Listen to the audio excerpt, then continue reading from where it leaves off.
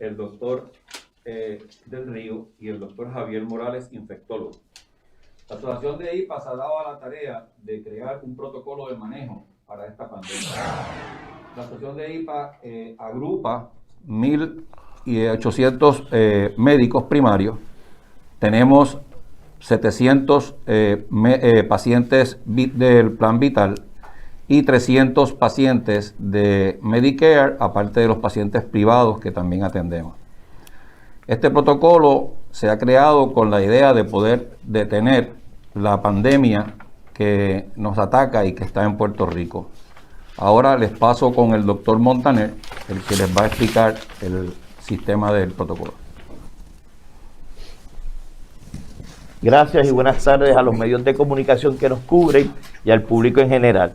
La Asociación de IPA es como organización preocupada por todos los asuntos que tienen que ver con la salud pública de a los que servimos, que son 700,000 pacientes del Plan Vital, 300,000 pacientes de Medicare Advantage, más población de planes privados y sin planes. La asociación, ante la pandemia, ha desarrollado un protocolo por los doctores del Río y la doctora Linet en compañía del doctor Javier Morales, infectólogo, que nos acompaña en el día de hoy. Todos somos médicos primarios y el mensaje claro es que tengamos calma y que sigamos las recomendaciones de nuestros médicos primarios.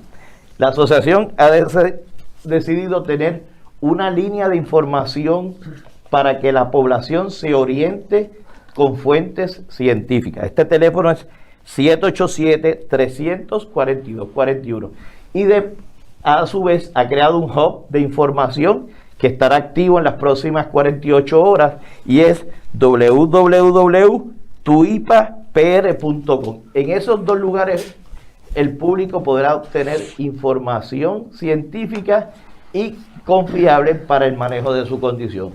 La asociación le hace un llamado a toda la población a que le hagan caso a sus médicos primarios. Somos su línea en la calle de defensa y hemos estado con ustedes en otras oportunidades de desastres naturales, en el huracán María, en el huracán Irma, durante los terremotos, los compañeros del sur. Ahora los dejo con la doctora Linet Ortiz para explicar un poquito la parte científica de estos protocolos. Linet. Gracias, Ángeles. Gracias a la prensa y a todos los que nos están escuchando. Nosotros como médicos primarios y como asociación de IPA hemos podido reconocer que esta pandemia llegó a Puerto Rico y para los médicos primarios, que son la columna vertebral del sistema de salud, que son la primera línea de evaluación de los pacientes, les representa un riesgo real para ellos, ante cada uno como profesionales de la salud, el tener contacto con pacientes con posible contagio. Ante este temor de contagiarse y por falta de tanto equipo protectivo personal que necesitamos cada uno de nosotros, la Asociación de IPA ha creado un protocolo para el manejo de la oficina y para el manejo del paciente. Este protocolo va a estar basado en las recomendaciones de la Organización Mundial de la Salud, del CS de Atlanta y del Gobierno de Puerto Rico.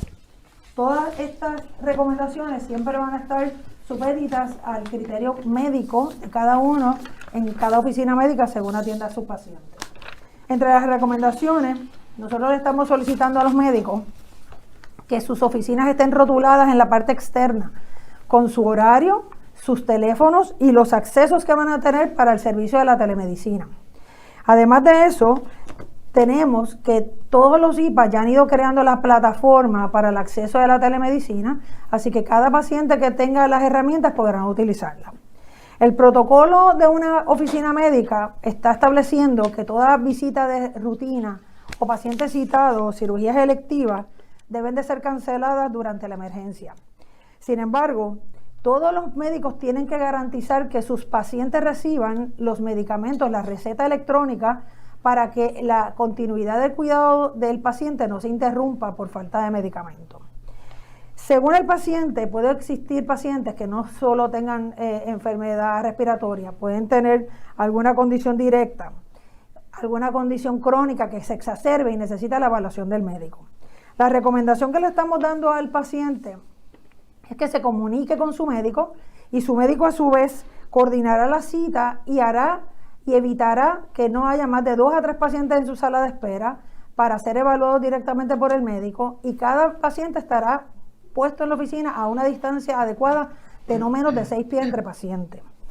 Luego de esto, tenemos la situación donde los pacientes que no necesitan venir por una condición aguda van a tener acceso a hacer llamadas telefónicas o utilizar la herramienta de la telemedicina para solicitar toda aquella receta electrónica o inclusive referidos de laboratorio para cualquier necesidad médica que tengan.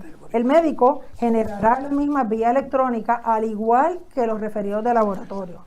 De esta misma manera se recibirán los resultados en las oficinas y el médico dispondrá de los servicios de la necesidad de tratamiento a través de vía telefónica con el paciente. Si es un paciente que tiene alto riesgo, que está con alguna enfermedad infecciosa respiratoria, se le recomendará el médico la prueba de influenza y micoplasma, que se le puede enviar el referido electrónico siempre y cuando el paciente esté estable y haga en su llamada telefónica, establezca que esos son los síntomas que tienen. De alguna de estas pruebas estar positiva, el médico tendrá entonces que generar el tratamiento a través de la receta electrónica y el paciente podrá mandar a un familiar o hacer lo necesario para conseguir el medicamento. En los médicos le estamos recomendando que todo aquel paciente que tenga una condición respiratoria y se maneje vía electrónica, deben de hacerle llamadas cada 2 días para ver cuál es la condición del paciente y asegurar que la condición de salud se está mejorando y se estabiliza. ¿Por qué? Porque pudiera existir que un paciente no responda al tratamiento que le estemos dando porque pudieran coexistir más de una condición respiratoria en el mismo paciente, incluyendo el coronavirus. Si el paciente tiene ambas pruebas negativas y nosotros sospechamos que el paciente tiene la enfermedad del coronavirus, estaremos generando los médicos primarios los referidos a las carpas regionales que próximamente le van a estar hablando. En estas estaremos considerando y consiguiendo las pruebas rápidas del COVID para poder identificar la probabilidad que un paciente tenga la infección en el momento y eventualmente se referirá a la prueba molecular de ser necesario. Si el paciente tiene problemas y no se puede llevar a la carpa, pues harán los arreglos con el Departamento de Salud para hacer la gestión de que le tomen la muestra. Si el paciente viene a la oficina y se va a atender, tiene que tener equipo protectivo tanto el personal de la oficina como el paciente. Si tenemos pacientes que tienen una condición de fiebre y tos y a esto se suma la queja de la dificultad respiratoria, se le estará orientando al paciente que en lugar de enviarle pruebas de laboratorio o alguna recomendación de tratamiento, el paciente deberá visitar la sala de emergencia más cercana. Así que todos los IPAs se han unido para hacer gestión, para conseguir equipo protectivo personal para los médicos, para ayudar en que tengamos accesibilidad a los servicios de salud de nuestros médicos primarios y evitemos la saturación de la sala de emergencia. Parte de los protocolos para terminar, incluimos a cada médico cómo debe de ser el manejo de la asepsia de cada oficina médica en su aspecto personal y en el aspecto de la estructura física de la oficina en cada vez que atiendan a un paciente, principalmente pacientes respiratorios, que deben de tener una área específica para atender estos casos. Eso. Vamos a seguir. Gracias. Ahora nos orientará el doctor de Río sobre las prácticas y la regionalización de la estrategia de la asociación. Buenos días, muchas gracias, ¿verdad?, por haber acudido de la forma en que han acudido a esta teleconferencia. Para nosotros, como nos pueden estar viendo, no es nada cómodo estar en la forma en que estamos, con guantes.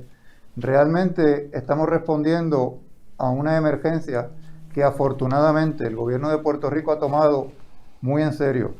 Yo les digo con toda certeza, como dice el doctor Montaner, si yo voy a una batalla me gustaría siempre tener a estos guerreros al lado mío que hemos enfrentado otras cuantas batallas. Necesitamos que el gobierno nos ayude, nos dé el armamentario para nosotros poder establecer ese plan de contingencia, como nos está comentando la doctora. Las carpas regionales van simple y sencillamente a recibir todos estos pacientes que ya han pasado por el médico primario. Nosotros, en Mayagüez concretamente, pero entiendo que en las demás partes, estamos en la disposición de que este paciente venga, se le haga esa prueba y el médico en un momento, ya en cuestión de 2 o 3 horas, que nos lo dirá el doctor Morales ahora, cuánto tiempo ya están tardando, ya puede ser canalizado. Si nosotros contamos con la ayuda del gobierno para mascarilla, para equipo protector, el médico primario siempre ha estado ahí, el médico primario va a seguir estando ahí, y en estos momentos, cuando Puerto Rico lo necesita, estamos junto a las personas que nos lo están pidiendo. Es la primera línea de batalla. Nosotros, sin haber ni siquiera planeado esto, en cuestión de una semana hemos hecho ya más de 30,000 llamadas telefónicas por vía telemática, lo que se llama ahora telemedicina, que no es puramente telemedicina, pero es que nosotros, aparte de esas 30,000 llamadas, ya se han hecho más de 10,000 recetas electrónicas. Ningún paciente se va a quedar sin su medicamento, porque tenemos hasta médicos definitivamente disponibles para ir a su casa a llevarle ese medicamento al paciente. Esto es duro, lo vamos a pasar, esto no es cómodo, tenemos que hacerlo. Quédense en su casa. ¿Por qué? La juventud que hoy día comparte con nosotros, nuestros hijos, que a veces ni los ves viendo la televisión, viendo series. El tesoro más valioso que tenemos son nuestras personas mayores. En la medida que nosotros no expongamos a que nuestras personas mayores se vean seriamente afectadas por esta pandemia, yo estoy seguro que a la vuelta de 3 o 4 semanas vamos a estar en una situación muy diferente. Pero necesitamos definitivamente la ayuda de ustedes, de los pacientes, del gobierno, por supuesto, para que siga esta misma línea. Y yo estoy seguro que de aquí a no mucho tiempo vamos a mirar esto con optimismo y aprender otra lección más que el pueblo puertorriqueño siempre aprende y se hace grande ante esta situación. Muchas gracias. Pasamos con el doctor Javier Morales para que nos oriente. Okay. Saludos. Se preguntarán por qué tenemos estas mascarillas. Y yo entiendo que no estamos a 6 pies de distancia. Y el doctor del Río salió de Mayagüez esta mañana después de ver pacientes que probablemente están contaminados con el coronavirus, igual que el doctor Hess, y por eso tenemos las mascarillas puestas, porque es la única forma de protegernos. La mascarilla no es lo más importante para tú protegerte. La persona que está infectada es la que debe usar la mascarilla. No estoy asumiendo que están infectados, pero hay que protegerse, especialmente las personas que están en la primera línea de defensa atendiendo pacientes. Este virus es un virus, lo que se llama un virus pesado. Es un virus que viaja por el aire, por la saliva, aproximadamente unos 6 pies. Y se ha visto que este virus tiene como unas espigas. Es como una bola de tenis con un montón de espigas. Y estas espigas son formadas por grasa. Por eso es que el agua y jabón sigue siendo lo más efectivo para bregar con este virus. Si usted se lava las manos después de tocar una superficie, esa superficie se limpia cada vez que alguien la contagie y mantiene una distancia de 6 pies o más entre las personas, la cual no tenemos aquí ahora, estamos escasamente a 2 pies cada uno, pues decidimos protegernos con mascarillas porque sí, ellos estuvieron no en contacto con pacientes, pero están en un hospital donde sí ha habido pacientes de coronavirus. Si usted sigue las reglas básicas de agua y jabón, sanitizer si lo tienen, pero sobre todo agua y jabón, y mantener una distancia de 6 pies, limpiar manecillas de puerta, yo creo que el contagio no es tan probable.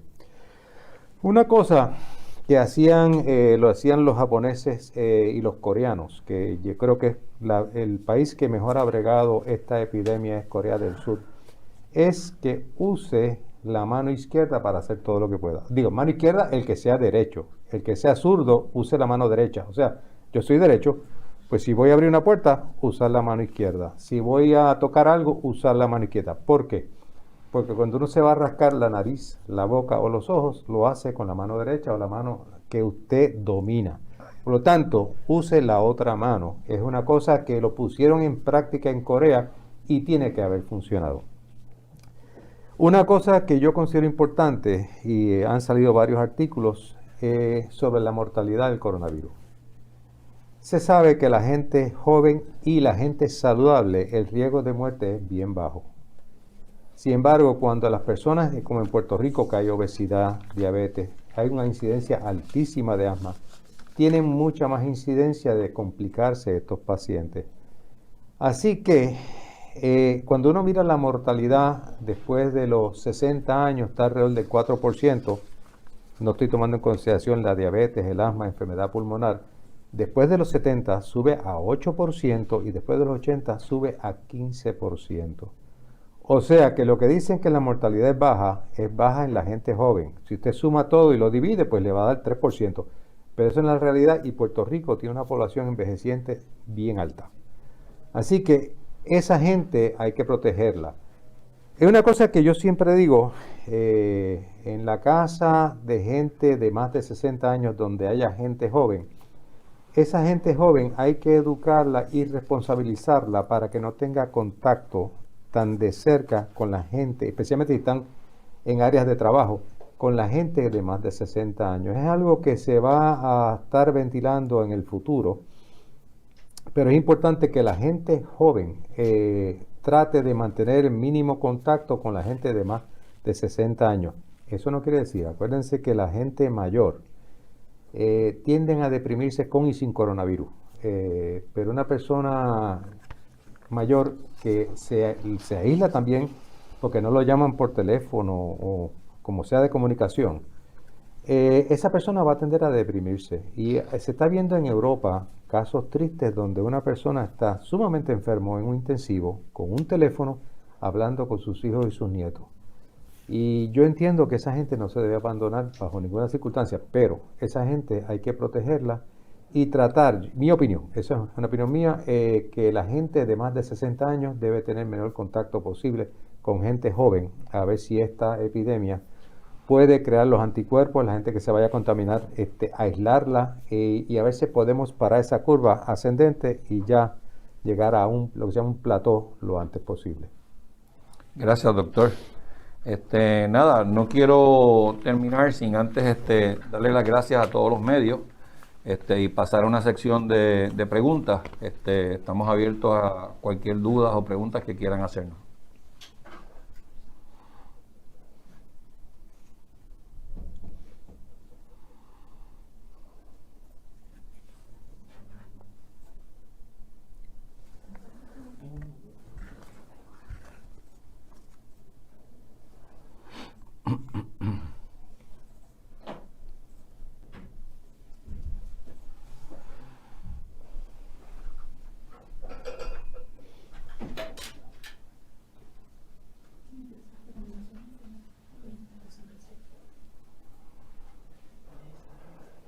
Recomendación a las enfermeras haciendo triage. ¿Qué recomendación le dan a las enfermeras haciendo triage? Este es un tema que yo lo he traído varias veces, el doctor Wilfredo Alonso, muchos saludos. Yo vengo de hospital, igual que el doctor Alonso, estamos en medicina interna. Deben estar protegidas con guantes, deben estar protegidas con una mascarilla y sobre todo con una bata desechable. No solamente la enfermera que hace triage. Yo insisto que desde que ese paciente abre récord por sala de emergencia, tiene que tener un aislamiento con el personal administrativo para que el paciente no se convierta en un foco desde que entra por la puerta del hospital. Pero las enfermeras de triage y sobre todo los terapistas respiratorios tienen que estar cubiertos. Esto es muy serio y se lo digo con toda honestidad. ¿Puedo añadir algo?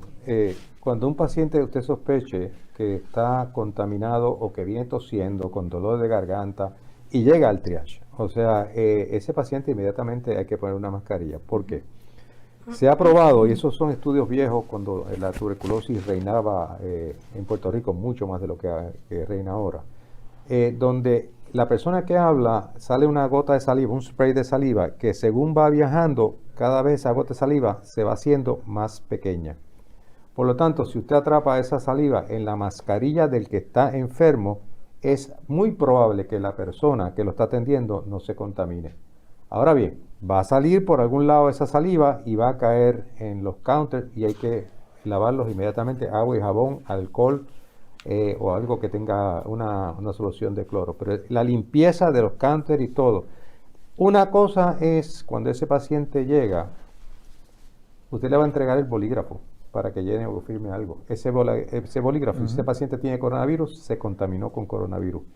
Y usted, ahorita el doctor del Río me prestó un bolígrafo para escribir unas notas y se lo entregué con un sanitario que tengo aquí, lo limpié y se lo entregué de vuelta, porque en los bolígrafos sí puede haber coronavirus.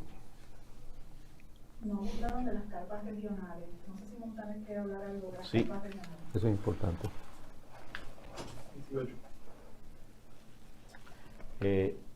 Importante, como estrategia, la Asociación de IPA ha desarrollado regionalizar nuestros servicios a través de estas carpas. Vamos a tener aproximadamente de 14 a 16 puntos de servicio donde varios IPAs nos hemos constituido para recibir estos pacientes una vez que se le hace el triage en las oficinas médicas, no tienen influenza, no tienen micoplasma, pues y tengamos a disposición las pruebas rápidas que el gobierno ha prometido que vayamos a manejar, y estos lugares van a ser identificados en la prensa para que toda nuestra ciudadanía pueda accesar a los servicios luego que haya sido evaluado por su médico primario. Me preguntan dónde van a estar esas carpas. ¿Tiene Pues, el mapa lo podrías poner? Estas carpas van a estar distribuidas en el área de Aybonito, Aguadilla, Arecibo, Bayamón, Caguas, Carolina, Fajardo, Guayama, Humacao, Manatí, Mayagüez, Ponce, San Germán, Yauco. ¿Me deja? De micoplasma. Si puede estar micoplasma positivo, esto no le exime de que el coronavirus sea positivo también. ¿Qué puede- dónde- Las infecciones pueden coexistir, por eso es importante el cuadro clínico del paciente, o sea, ver el cuadro clínico, qué ha hecho, cómo está, qué siente, qué edad tiene, qué enfermedades tan concomitantes tiene, dónde ha estado, todo eso es sumamente importante para usted decir, porque por ejemplo, micoplasma es un cuadro bronquial con muy poca fiebre, da una pulmonía típica, lo que se llama el walking pneumonia, que tú caminas con ella. El micoplasma desaparece del cuerpo desde el quinto o sexto día con o sin antibióticos, pero te queda una tos y asmática que puede durar hasta 8 semanas. Rara vez un micoplasma en una persona saludable te va a dar una fiebre de 104, no es lo usual, eso sí es más de influenza. Y quisiera también hacer hincapié sobre las carpas, porque eso es una cosa que estábamos hablando. Javier. La idea de las carpas, que yo hablé con ustedes, con los que están aquí conmigo, es que una de las formas de evitar el contagio es que el paciente nunca llegue a la sala de emergencia, a la oficina médica. Me explico. Tú tienes una sala de emergencia con muchos pacientes o una oficina médica con muchos pacientes uno al otro, en lo que el paciente se identifica que está tosiendo y que tiene fiebre, ya ha contaminado a 2 o 3 personas de los que están ahí. Por lo tanto, la mejor forma desde el punto de vista de salud es mantenerlos fuera de las salas de emergencia y de las oficinas médicas, y para eso es que se están estableciendo. Esto fue una idea magnífica, que lo felicito por esa idea de esta gente, hacerle ese triage y de ahí se decide a dónde va a ir ese paciente, o si se envía a la casa en cuarentena, si se evalúa posteriormente, pero yo creo que esa es una magnífica idea. ¿Se debe hacer la prueba a todo el que muestre algún síntoma de infección respiratoria? No hay que seguir unos protocolos porque desafortunadamente, quisiéramos hacerle pruebas a todo el mundo, pero y no es llegué aquí para hacerme una prueba, no. Ese paciente hay que interrogarlo, qué síntomas tiene, cuál es el cuadro clínico de ese paciente para hacer la prueba. Si tuviésemos 3 millones de pruebas en Puerto Rico, yo se la haría a todo el mundo que tenga síntomas, a todo el mundo. Y así podemos coger esos pacientes y aislarlos. Pero desafortunadamente esas pruebas están todavía limitadas, están mucho más amplias ahora. Hay que ser honrado en eso, pero hay que seguir ciertos criterios, porque si no, no hay pruebas para todo el mundo. ¿Pueden hablar de recontagio? ¿Alguno de los médicos quiere cortar? Eso me tocó. ¿Contagiar CD13? Bueno, los virus de tipo RNA te dan una vez y el virus se va y tú quedas inmune a ese virus. No sabemos si el recontagio que se ha descrito es un cuadro clínico o es que le han medido virus después. ¿Qué pasa? Si un paciente está bien, perfecta, pasó la enfermedad, está bien y después le mide virus en saliva, uno no sabe si eso es un virus activo o no es un virus, sino es RNA, es el material genético del virus. Tú no sabes si es material genético de un virus que ya murió y está por ahí todavía o es que te recontaminaste. Usualmente este tipo de virus, cuando te da, usualmente deja inmunidad y no hay razón para pensar que este no lo haga también. ¿Van a suplir PSP el equipo o la indumentaria necesaria para atender a los pacientes? Si así fuera, ¿cómo va a llegar a las oficinas médicas?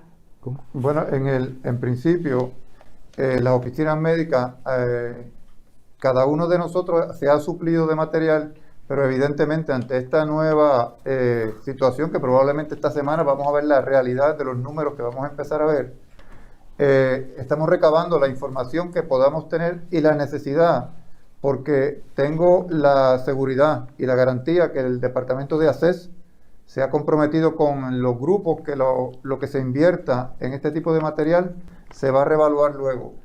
Pero definitivamente necesitamos la ayuda del gobierno para invertir en que todos estos centros donde estén las carpas, ese es el mensaje más importante, tenga un suplido constante para que los médicos, las enfermeras y el personal que esté allí no estén a riesgo y los pacientes se sientan cómodos de llegar. Necesitamos verdaderamente suplirle a cada uno de esas carpas el material suficiente para aguantar pues lo que sea necesario hasta que se nos levante la cuarentena. Doctor Hess, ¿por qué las mascarillas? Bueno, como explicó aquí el doctor hace un minuto, las mascarillas las estamos usando porque no estamos a una distancia de 6 pies o más. Y venimos del hospital. Y venimos de facilidades que tienen pacientes contaminados, por lo tanto nos estamos protegiendo nosotros mismos de no contaminar a nuestros compañeros.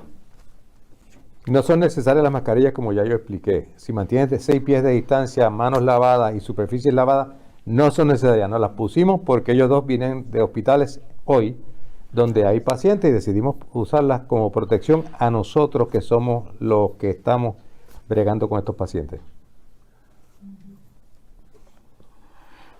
¿Cómo cuántos pacientes ustedes están recibiendo?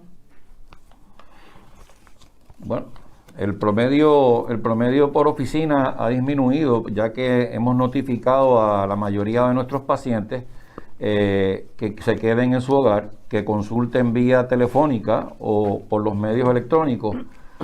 Pero aún así, pues siempre se están viendo, qué sé yo, un promedio de 10, 15, 20 pacientes diarios en las oficinas, donde se les entrega sus medicamentos de seguimiento, si es que fueron a buscar un medicamento de seguimiento o una consulta por alguna otra condición con su médico primario. ¿Y ustedes están haciendo telemedicina? La gran mayoría de nosotros hacíamos no telemedicina, hacíamos consultas telefónicas, o sea, que es lo primero que se ha puesto en marcha, y ahora con lo nuevo de la telemedicina sí estamos trabajando telemedicina. La gran mayoría de los grupos tienen récord médico electrónico y los récords médicos electrónicos proveen para poder conectar telemedicina.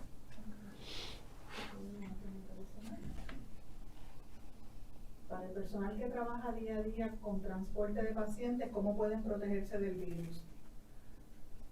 ¿Quiere? Pues básicamente es lo mismo, que el personal tiene que mantenerse las manos lavadas, deben de tener desinfectantes para el paciente que va a ser transportado, proveerle, si el paciente, van a estar en un ambiente cerrado, donde no sabemos necesariamente si este paciente está a riesgo, así que yo recomendaría que por lo menos una mascarilla quirúrgica se usara con el paciente y con el chofer, ya que en el momento que está transportando no sabemos necesariamente si ese paciente ha estado a riesgo o no, y usar el sanitizer, ya que no van a tener agua y jabón, y limpiar la superficie luego de que dejen al paciente y vayan a transportar un paciente nuevo en el vehículo. Hay tipos de mascarilla. Esta es una N95, la mascarilla que es para el paciente, pero antes es una mascarilla común y corriente, no le voy a poner N95, y eso es suficiente porque cuando él está tosiendo, esa partícula toda se va a quedar en esa mascarilla, o gran parte de ella. ¿Cuándo se espera que sea el pico de esta enfermedad? Bueno, en el caso de, ¿verdad?, de lo que ha ocurrido en Europa, si lo están siguiendo, me imagino que sí, tanto Italia como España los cogió desprevenidos, porque ellos tenían la idea de que la curva, de una campana de Gauss, iba a alcanzar su pico en 2 semanas, y los que han estado pendientes de la prensa, concretamente ayer, Italia aumentó 2 semanas más su periodo de estar cerrado, y España lo acaba de aumentar ayer hasta el 11 de abril. El epidemiólogo del Estado de España, que es compañero de estudios mío, Fernando, Fernando Simón está sobrecogido porque la historia que se pensaba llegaba hasta las 2 semanas y todavía no ha llegado a las 2 semanas. Sin haber llegado a las 2 semanas ya está en los 2.200 muertos en España y más de 3.000 en Italia. Me preocupa, y lo he comentado con los compañeros, y eso es bien importante. Nosotros somos un barrio de Nueva York, nosotros somos vecindario de la Florida. Lo que yo estoy viendo, el crecimiento que estoy viendo en la Florida y la falta de medidas que han tomado aquí, contrario a lo que se está haciendo allá, preocupa de que cuando nosotros estemos llegando al tope de la curva, entre en una nueva incidencia de casos que no han sido debidamente corregidos allá. Por eso es bien difícil, estadísticamente hablando, decir que el pico va a ser esta semana. Definitivamente esta semana vamos a ver un incremento que yo les diría de un 20% de lo que se está viendo. ¿Por qué? Porque llegaron las pruebas están disponibles, se está haciendo el screening y epidemiológicamente hablando, ya no se habla del de Panamá, se habla del que vino de Nueva York, se habla del que vino de España, se habla de la italiana. Esos contactos, ya nosotros esta semana vamos a empezar a ver realmente una incidencia, pero el tope no sería muy prematuro poder definirlo. Preguntan, ¿qué pueden decir acerca del uso de plaquenil o cloroquina en estos pacientes? Ok, hay estudios totalmente anecdotales. Yo creo que el doctor Fauci fue bien claro hace 2 o 3 días sobre el uso de la hidrocloroquina. Son estudios anecdotales que en algunos estudios anecdotales sí ha funcionado, pero no hay un estudio controlado si esa persona le da cloroquina o no le da cloroquina, si es una persona joven, depende del estadio en que está. Realmente no se puede contestar esa pregunta, no se sabe a ciencia cierta. Importante, el gobierno nos ha pedido que los médicos primarios eviten, a como dé lugar, estar haciendo recetas de esos medicamentos, porque si en algún momento esos estudios demuestran, como dijo el doctor Fauci, que alguna población lo pueda usar, no queremos que escasee, y menos para los pacientes que lo están usando ahora para enfermedades como realmente lo necesitan. Sí, a ti Así te que damos hacemos idea. un llamado para que estos medicamentos no sean recetados de la forma indiscriminada, sin ningún tipo Ya no se consiguen, creo que Ahí- se aguantó el mercado. Hay un detalle bien importante con la hidrocloroquina, y de hecho lo acabo de recibir. Todos esos medicamentos que nosotros hemos hecho estudios anecdotales, que lo hemos visto, muchos de los médicos ya lo han cogido, han agotado el medicamento en la farmacia. No solo ese, la citromicina y la caletra, que es otro medicamento muy conocido. Pero es bien importante, si se fijan, que la cloroquina prolonga el QRS, y cualquier paciente, hablando de electrocardiograma, de arritmias cardíacas, es muy propenso a causar arritmias cardíacas. Si se usa de forma indiscriminada, podría causar más problemas que beneficios. Por lo tanto, tengan mucho cuidado. El medicamento, acabo de recibir un paper de un puertorriqueño que está de fisiólogo en San Diego, y han fallecido 3 pacientes usando indiscriminadamente la cloroquina. Es importante que estos pacientes, cuando están severos, le da una miocarditis, que es el virus se mete en el músculo del corazón y ese músculo no contrae con fuerza y mueren de arritmias. Y cloroquina, hay que tener mucho cuidado en ese tipo de pacientes, especialmente en pacientes que ya tienen problemas cardíacos y están en medicamentos para diferentes condiciones cardíacas. O sea que hay que llevarlo con mucho cuidado. Hay una pregunta, ¿qué se puede hacer para fortalecer el sistema inmunológico? Nada, no existe tal cosa para fortalecer el sistema inmune. Tu sistema inmune es totalmente tuyo y él brega como él tenga y quiera bregar. Todo lo que venden por ahí para eso no es correcto. O sea, que lo que están vendiendo, sería bueno que repitieran, los productos que están vendiendo no son Yo no sé cuáles son. Yo sé que son boosters del sistema inmune, ese tipo de cosas. Esas cosas no se ha probado que funcionen, científicamente hablando. Pregunta, ¿el paciente decide dónde ir por su cuenta a la carpa o algún médico debe enviarlo? Lo que habíamos comentado, lo ideal es que si el paciente se siente mal y mantiene contacto con su médico primario, vaya donde su médico primario, el médico primario lo va a referir el área regional que está determinado para eso. La comunicación ha sido espectacular con los médicos primarios, aunque no están sus oficinas abiertas, están totalmente, cuando un paciente llama, es lo que estamos diciendo, se le hace el triage para micoplasma e influenza y el paciente tiene signos y síntomas, el médico primario es el que lo va a canalizar, porque de lo contrario podríamos hacer el efecto que no queremos en sala de emergencia, es saturar un área que por otro lado tiene que ser un área abierta y diáfana, como nos recomendó el doctor Morales, no son carpas cerradas. Un enemigo grande que tenemos en Puerto Rico es el aire acondicionado. A ese virus le gusta el frío y a nosotros nos encanta estar en frío. Por lo tanto, esas carpas van a ser carpas abiertas donde no se necesita aglomeración de gente, sino aquel paciente que haya sido debidamente identificado por su médico primario.